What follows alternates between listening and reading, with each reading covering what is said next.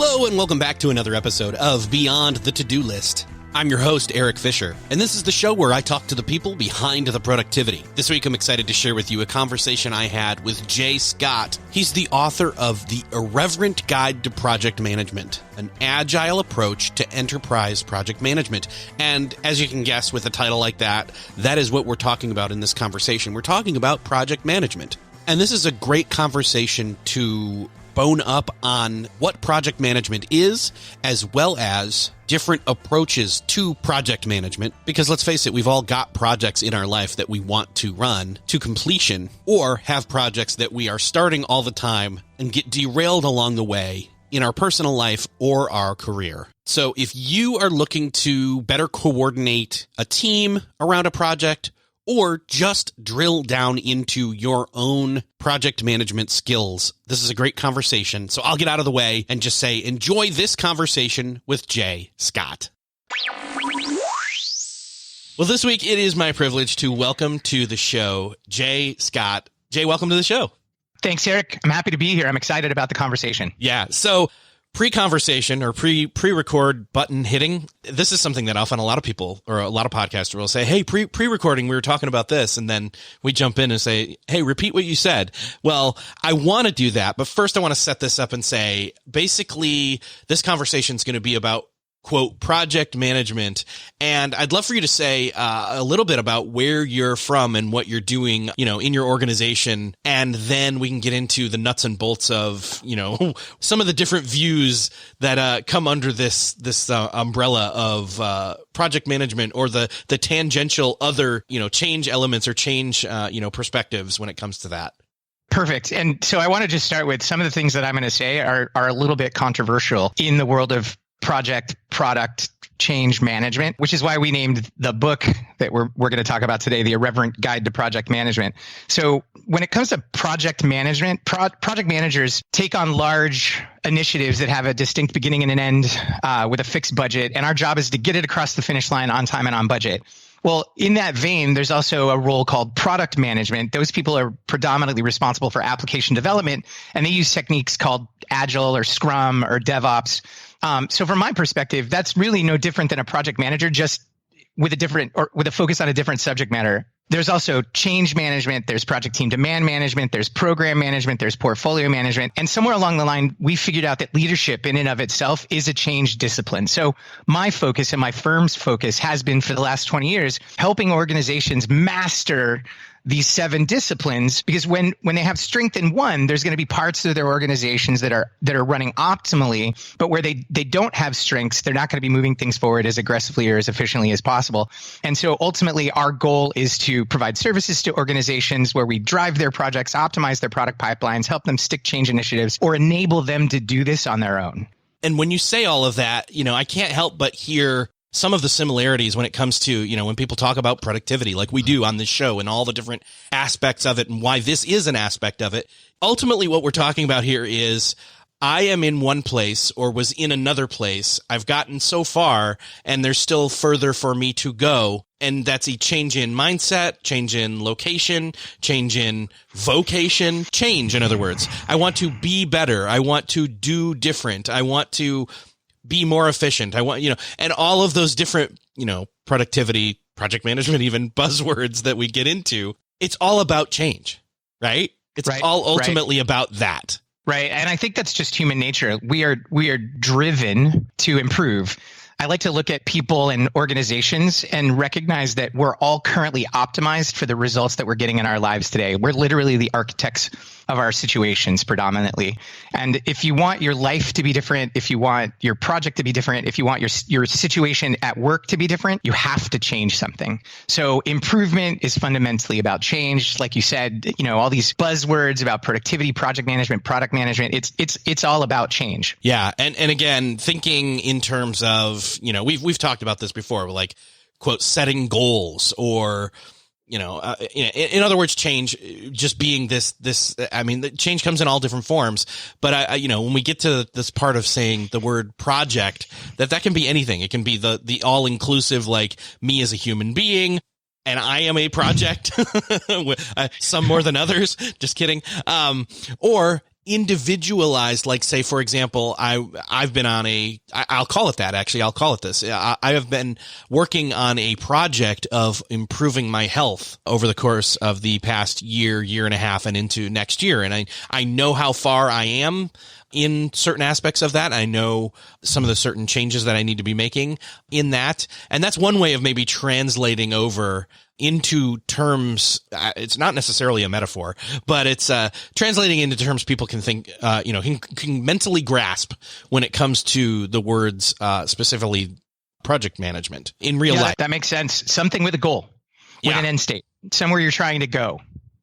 Yeah. So, and that's the funny thing is like, again, there's that whole like, I'm in marketing. I just started a new position recently somewhere, different. And I've had a lot of people come up to me digitally through, messaging or email or face to face and say, so what do you do? What are you doing now? And the same could be said of project management in a lot of ways, where it's like, okay, I think I get what that means as a macro level, but like, what is it you really do? And so do you have an answer for that question when people ask you like, hey, I'm a project manager. Okay, well, what does that mean? What is it that you do? What's funny about that is we get project managers in general. We get asked that a lot. It's kind of a inside joke for us. Yes. And so often I'll explain it and then I have to give examples.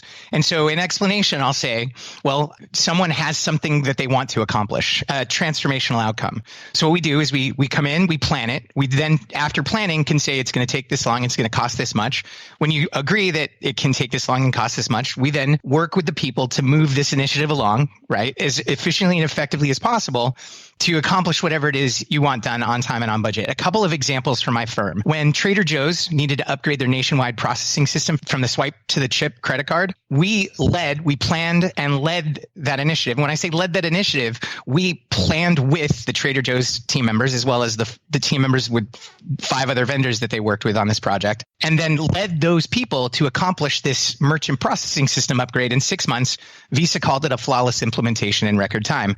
Another example, I'm sure that everybody's heard of the cloud these days, and I'm sure that most people know that organizations are moving stuff from physical servers to cloud servers. And so we recently migrated all of Sony Pictures applications from on-premise to the cloud.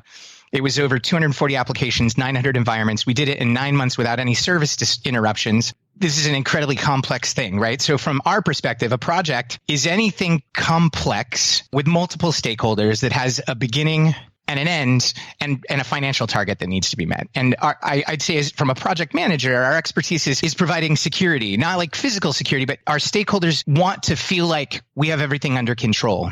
And then our job is to accomplish some sort of transformational outcome. Nobody hires a leader or a project manager because that's what we do. Nobody hires a leader because they want their organization to be the same in a week, in a month, 6 months, or a year, right? So our job really is to help pull a group of people together and help them accomplish some transformational thing. Yeah, man. When you were giving those examples, I couldn't help but think, oh yeah, those are hugely complex projects, changes that need to happen, and to have them happen without any, like you said, downtime or service interruption is also just crazy to think about. I can't help but think that, not all of us are playing in that same sandbox. Obviously, often some of the scale is vastly different. When I was giving my example of a project in my own personal life is me working on my health, whether that's losing weight, building muscle. Like there's 5 probably overall components of it over the period of a timeline, and it's mostly me, somewhat my wife, and maybe a trainer. That's the complexity there. But what you were talking about involves like not only you as kind of, again, when you talk security, you're not talking like people breaking in, but you're talking peace of mind, or that they know somebody is being the point person moving something forward so they don't have to be that role. Right, because there are literally a whole bunch of people whose success, reputation, and bonus is tied to this outcome. However, the principles on these large, complex projects are literally the same as the principles would be on like a smaller human focused project like you were talking about your health. You have a timeline, you have a goal, you've got a couple people involved. I think you mentioned your wife, where techniques I think that would come into play both on large projects and tools that we use, as well as on small human-based projects, would be lead and lag measures. So are you familiar with lead and lag measures? Yes. Okay, right. So lag measure, you maybe exercise some, you maybe diet some, you maybe do something. And at the end of the week, you step on a scale and you're like, oh, did I or didn't I lose weight? If you didn't, you've lost all that time. It's a lag measure, right? A lead measure is establishing the tasks that you know will lead to an outcome. So evaluating, hey, if my goal is to lose 30 pounds over the course of 6 months, and today maybe I'm eating a couple thousand calories, so I'm going to restrict my diet down to like 1,500 calories. I'm not really active, so I'm going to start walking 5 days a week. Here's what you know. That's more than what you were doing before. And so if you literally track every day that you've restricted your diet to 1,500 calories, and you track, did you do your walking, did you not do your walking, you can kind of anticipate what you're going to see when you get on the scale. So as an example, if you restrict your diet every day and you accomplish that, if you walk all 5 days that you committed to walking, you know you're going to see a result from that lag measure when you step on the scale. However, if you didn't, let's say maybe 1 day out of the 5 days you restricted your diet and maybe 2 days you walked, you're not going to be surprised when you step on the scale and don't see much of a difference. And so it's the same thing with large complex projects. We literally work with the subject matter experts to identify all of the tasks necessary to accomplish this goal. And that might be 6 months. It might be a year. We identify them granularly down to the hour with a fixed number of days. We've got some restrictions on how big tasks can be in my world. It's no more than 12 hours and 3 days in duration. And so what that means is you're going to get really good estimates, right? When somebody tells you something's going to take 80 hours, that's like a big guess. Ask somebody to explain an 80-hour task and they'll start fumbling, right? But when you ask somebody to explain something that will only take 12 hours, generally speaking, they can get through it. You can ask some questions, and ultimately at the end of that explanation, through the question and answer exercise, almost anybody can understand what's got to be done in these 12 hours. So you know you're getting really good estimates. And so once we launch the project, we just start, hey, on day one, we're looking at the tasks that need to be done this week. Those are lead measures. We know that if we accomplish those tasks, when we said we'd accomplish those tasks, that there's a high degree of likelihood we'll accomplish the project when we said we'd accomplish the project. Perfect. If people are following along, to kind of go back into what originally, you were talking about when we were first starting this conversation and even pre-conversation, pre-hitting record, there's also many different schools of thought and many different approaches. And I was inadvertently even a couple of times there prior to hitting record saying the words product management when I meant project management, but that was, it was inadvertent on my part, but that's yet another approach, not to mention you've named off like 7 all at once. And I was like, yeah. So and I'm like, okay, that's a lot of different perspectives. Actually, if you wouldn't mind, would you mind rattling them off again and just kind of maybe stating, because you incorporate like all of them into your approach, really. Exactly. And so what I could do is I could state each discipline and its use case, meaning where it would be most effectively applied. So project management is best applied to something where you've got a deadline. So you need to know in advance if the approach that you're taking will accomplish the outcomes that you need by the deadline, or if you've got a fixed budget. And that requires you to plan the whole thing before you start. Because if you don't, you're just crossing your fingers and hoping that you're going to get to the deadline for the amount of money that you've set aside. So project management is best used when you've got a fixed deadline, a fixed budget, and you've got something that is known that you need to accomplish. Then there's agile or product management. So today in the world of product management, that refers to application development projects, right? So all those apps that everybody's running around with on their phones, there was a product manager responsible for delivering the features. Well, there's a product manager on a team. That team is responsible for delivering all these features. And as you know, we're always having to get updates to these apps. So what these teams are, they're dedicated teams. They're focused on a particular product, and their job is to consistently delight their consumers with constant feature updates. And they use an approach called Agile typically. Agile is a 73-word manifesto with 12 principles that are all about human nature and leadership, best applied in formats like Scrum or DevOps. And I know I'm nerding out now, but you asked me to. And so the idea is that these are fully dedicated teams, and they're constantly showing up every day, assessing where they're at in the life cycle cycle of the features that they've ideated and working as efficiently as possible to develop them. So Agile is best applied when you have a dedicated product-focused team. And the other use case for Agile is when you're not clear about your outcome. Hey, we need to create new features. We need to delight our customers, and maybe we need to experiment because we don't really have any good ideas. So you know what we're going to do? We're going to spend a couple of days and we're going to have everybody go off and create their own thing and come back together and throw things around. So Agile is a little bit the trial and error method, but it's efficient because you've got a dedicated team that's showing up every day and stating, hey, this is what I'm working on today. This is what I plan to have done by tomorrow.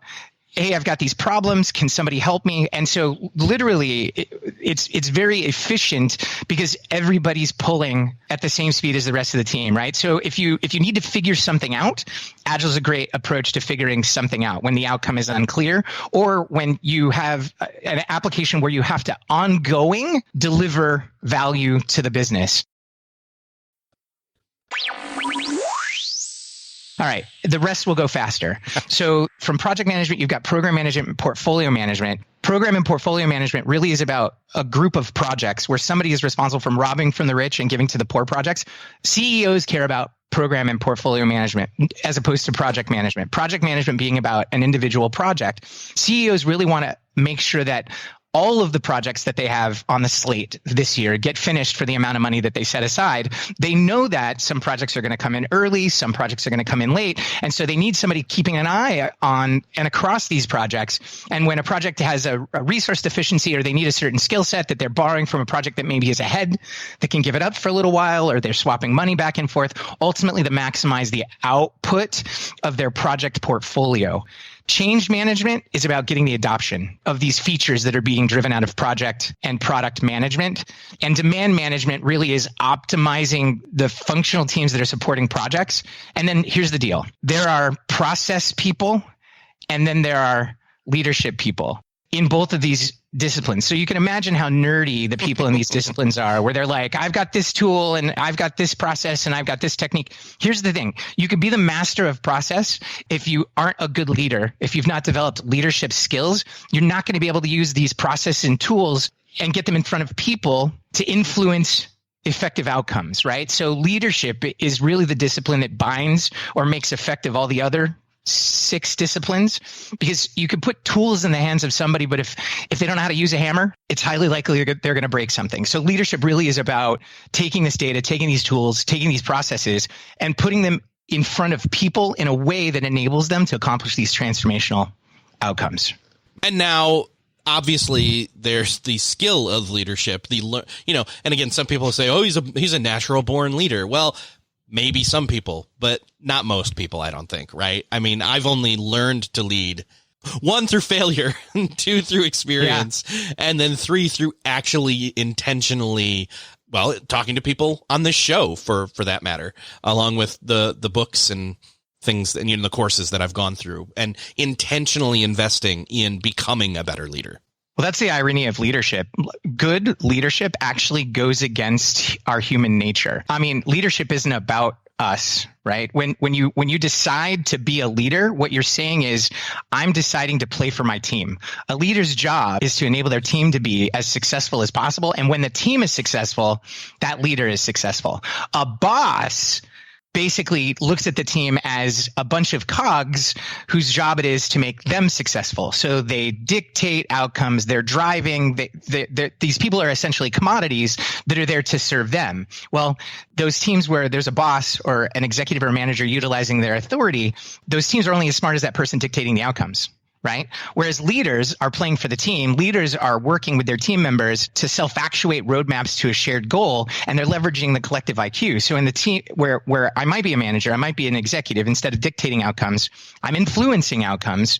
I'm soliciting not just feedback, but solutions to problems or even opportunities. And so what am I doing? I've got 10 minds working to come up with a solution. It's faster. It enables innovation. But ultimately, the first principle of leadership is that it's not about you. You're playing for the team. And it's really difficult for us as human animals to put our self-interest aside, or even second. Leadership is much more about listening than it is telling. And ultimately, most situations that are kind of scary, the first reaction that we have as human beings is, how does this impact me? But you have to pause. Because if you react in respect to how this impacts you, you're not playing for the team, you're playing for you. There's a high degree of likelihood that in that scenario, you're going to dictate an outcome because you're trying to protect yourself. This is how we're wired, right? It's the ego, the subconscious, the little 3-year-old inside of us that never grows up. So if you're familiar with Viktor Frankl, he said that the space between stimulus and response is golden. We have choice. And so as a leader, it's really important to become self-aware, which again goes against human nature, because you've got to be able to catch yourself in those situations where you might react, because if you're reacting, you're probably playing for you as opposed to playing for your team. So it's interesting, your comment about how you've developed as a leader. I think we all have to develop as leaders. And like you said, is a leader born or made? Well, even the best of us, even those that maybe were born with this natural ability to lead people, to be a great leader, you have to learn to be intentional. You have to learn to be self-aware. You have to learn to put other people's interests before your own. And I don't think that comes naturally to anybody. No, not at all. One of the things that I want to make sure that we definitely talk about is maybe when it comes to projects, obviously, we've all started things in the past, and maybe we've not been completely up to speed on, formal project management, but we've started things and we've had things hit roadblocks. So when it comes to project management, what are some of those common places where roadblocks come up and they keep us from moving forward? And are there ways to proactively clear the runway? Absolutely. So what I'd like to get into briefly is how project management's not new. It's been around forever. There's been hundreds of books written on the topic. So what's different about this book? The difference in this book from any other book is it's written by a firm that delivers large transformational projects for the Fortune 1000 for a living. It's literally our playbook. And so it's not, we get into the why we do things, but it's not theoretical at all. It's very prescriptive. It's very how-to, and it's exactly the playbook that we use to deliver the large transformational projects that we're responsible for our customers, right? And so when you look at a project lifecycle and how we go about mitigating some of the things that we know are going to happen, is we start with a human being.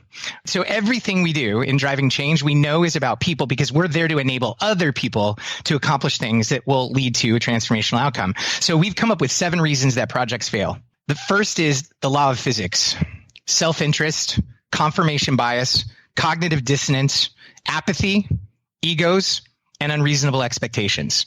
So if you take a look at that and you know that those are all of the real things that could potentially get in the way and stall your project, well, what do you have to do? Well, the first thing you have to do is bring the team together, and you have to get alignment on what it is that you're going to do. So projects all start by defining an outcome.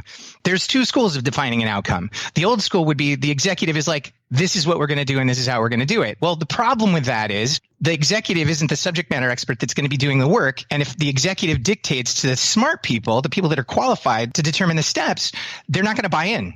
And they might go along, but there's no then guarantee that you're going to get the outcomes that you're looking for. And so the way that we go about planning projects is we first define the vision with the executives and their stakeholders, and we get alignment. The other thing that we do is we address the law of diffusion of innovation, and that's that the vast majority of these executives think that they're going to announce this project. They're going to state the vision super clearly. Everybody in their organization is going to get super excited about it, and they're going to get on board, and they're just going to start working to transform the organization. It's not true. 2.5% of the population at any given time is super pumped about change for the sake of change. Everybody else is super leery about change. Yes. And the first thing that people beyond that 2.5% start thinking when they're listening to this announcement and this executive speak about the vision is, how does this affect me? They've stopped listening within the first 120 seconds of the presentation, because they're thinking, is this going to impact me? How's it going to impact my job?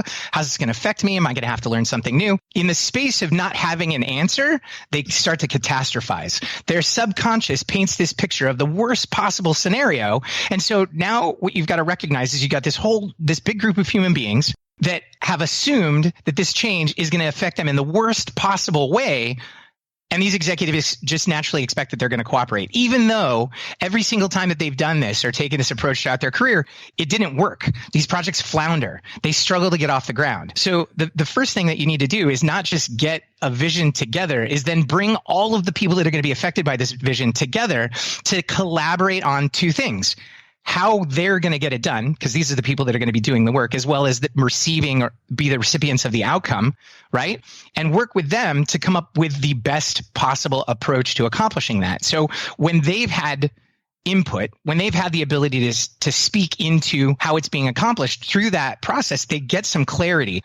The other thing too is acknowledging that people are going to need, how does this affect me, answered. You want to work through that, make it safe, and work to get that answered for these people. Because here's the irony. I've heard that people are resistant to change. People don't like change. People are afraid of change. In my experience, it's not that. It's that people fear the potential consequences of change, right? If they don't know how it's going to affect them, they're going to resist. They can't get on board. Now, if you can create transparency, if you can create clarity around how this change is going to impact everybody, even the people that are going to be impacted negatively, they can get on board. And here's the ironic thing. When you help somebody see that a change is going to impact them negatively, they now have clarity on what the impact is going to be. And if they don't like it, they can leave, right? But what's the greater unknown now? If they leave, they don't know what their world looks like. They don't know what their next job is going to look like. And so now the greater unknown is actually leaving. So more often than not, these people will actually work really hard and be the people that drive your change more effectively, because they're thinking, hey, if I contribute to this in a positive way, I might change my outcome here. Yeah. Right. So they are empowered to take their destiny into their own hands. I think those are probably the biggest two things. Is you want to define it. You want to get everybody aligned. You want to create alignment, clear expectations. And from there, you can create a plan. From there, then you want to execute the plan. And once you basically kick off a project and you start executing against the plan, the job number one really is identifying where you've got deviations so you can make near-term decisions to control a future outcome. And if you don't have a plan or a baseline for where you're going, and this is really the point of a plan, because nothing ever goes according to plan. I mean, the plan never survives engagement with the enemy, right? So ultimately, you've got this plan, and every day you're looking at the deviations and you're making decisions to mitigate the impact of those deviations back toward this plan. Man, I have in the past been in places where I have been given no opportunity to get on board, to have buy-in to the vision. I've also not then been given any kind of incentive to give myself ownership of the change that is about to happen, let alone any kind of voice to speak in, to give feedback / how is this going to affect me? Have we thought of how this is going to affect them or somebody else? And this or that, whatever process, which I think is exactly what you were talking about there with that kicking it off. But then also we get so bogged down in the deviation section of where things happen or happen differently than we initially had thought, that if we didn't take the time to do all that stuff up front, then that's definitely where things fall apart, because I didn't have any say. I don't have any ownership over this, and I didn't catch this vision in the first place. Right. And that's actually one of the things that we look at as a procrastination tool or resistance. People literally will say, I didn't agree with this. I didn't do it because I didn't agree. And it's an interesting thing, because in the old, dictator days, off with their head, but it doesn't work like that when people have a choice of where they work, right? These are human beings. They can work anywhere, right? Especially, skilled workers are in high demand. Unemployment is at all-time lows. And so, people will say, I didn't buy in, I didn't agree, I didn't have a say, and this just stalls things. And ultimately, it doesn't make sense with human nature. There's this old school management thought where they want to hide the potential negative outcomes from the team members. Well, here's the thing. These people aren't stupid. They're looking at this thing and they're thinking there could be some impact to me. All right. And if you're not saying anything, if you're not addressing it, if you're being quiet, they're going to distrust you, which only reinforces the worst possible scenario that they're making up in their head. So if you don't trust your team enough to share with them what the potential impacts are going to be, they're not going to trust you. And if they don't trust you, that only reinforces these negative pictures in their head, which is, I think, what you're describing. You've experienced this. Totally. Yes. And I think we all have at some point. We've either been somebody who's been starting something, or we've been somebody who's been, something's been started for us. And whether we were on board or not, we found ourselves in the van or on the train at some point. So yeah, the power of choice is really important. If you give your team members a choice, even the ability to architect their approach to a shared goal, meaning we have a goal and you might approach accomplishing that goal one way, and the way that they want to accomplish it is not at all how you'd accomplish it. However, they'll get there. Giving them that choice. One, we as human beings believe what we think and feel and say over what we hear from other people, period. So if they've come up with the approach, they're bought into the approach. They're committed to the approach. You've established accountability up front. And that's really what accountability is about. I hear people all the time talking about holding other people accountable. How do you do that?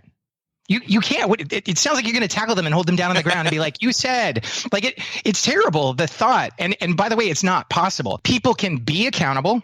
And my job as a leader isn't to, after the fact, shame them, because that's generally speaking what people mean when they talk about holding people accountable. It's after there's been an unexpected outcome. They wave their finger at them and they shame them and they say, you said. Well, again, lag measure, you're not going to get any of that time back. You might be able to assess how you got there and be a better leader going forward. But ultimately, leadership is about establishing accountability up front. Establishing accountability is enabling people to, one, architect their path to a shared goal, and then establishing a clear commitment, right?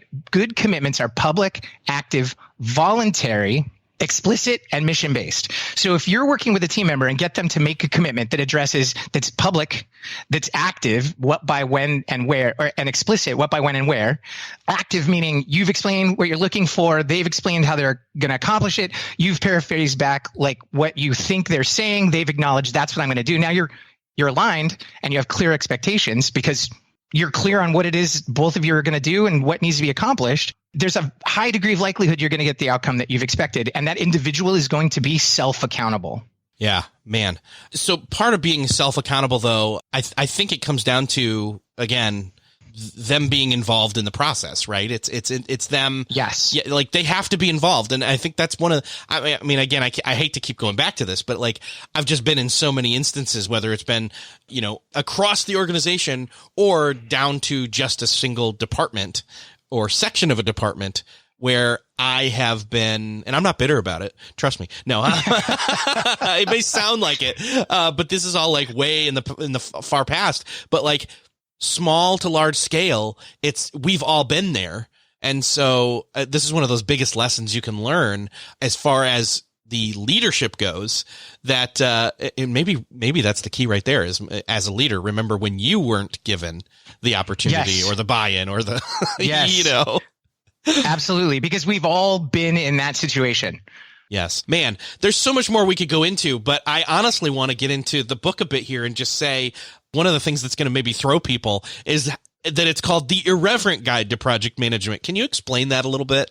Yes. So a couple of times on your show, we've talked about the different disciplines, what we call the 7 change disciplines: project, program, portfolio, product management, change management, et cetera. The vast majority of the world today consider those things distinct and a panacea, meaning, or a silver bullet, meaning that if you're a champion of product management, so Agile, Scrum, or DevOps, you might espouse that that's the only approach an organization needs to establish or develop to drive change. And I'm saying it's just not true. It's not even, it doesn't even sound rational. And so in this book, we go into and we marry project, program, and portfolio management with all of the Agile principles in the Agile Manifesto. It's called the Irreverent Guide to Project Management, an Agile approach to enterprise project management. And so in the book, we weave together project, program, portfolio management, Agile practices and principles, change management, demand management. And we give you a roadmap, and we literally, as you're reading through and applying these, because it is a step-by-step guide. It starts you on the first day all the way through the first week, all the way through the end of a project. It literally marries these concepts and allows us to bring the best out of each of the disciplines. And so that it's irreverent because it's a little like, and I mean, I hate to bring up religion, but it would be like me reminding the Christians that the Muslims are their brothers, right? That they all come from the same family. That we're all humans. And people just stop the podcast. Yes. You see what I mean? Yeah. Yeah, that's great. And so for somebody who maybe has limited experience with project management at all, is this going to be something that's going to help them? Or is this more for, say, an enterprise or a cubicle person? No, so that's a good question. So it's a guidebook. We hire seasoned senior project leaders, and they come through our training program. They use the guidebook. They're basically learning our consistent approach by using the guidebook. And it's important that even though they've been successful in the past and that they would probably be successful leading a large global initiative without following the steps in the guidebook, these are best practices that are proven. It's our brand promise to our customers that we approach this using a proven standard because there's all kinds of benefits to doing that. But we also put this book in the hands of brand new kids out of college. And just as an example, we had a gentleman who wanted to get into the field of project management, who was the assistant manager at a North Face store in Beverly Hills. He'd already gotten his project management professional from the PMI Institute. He'd already gotten his Scrum Master certification, which are two dominant certifications in our field.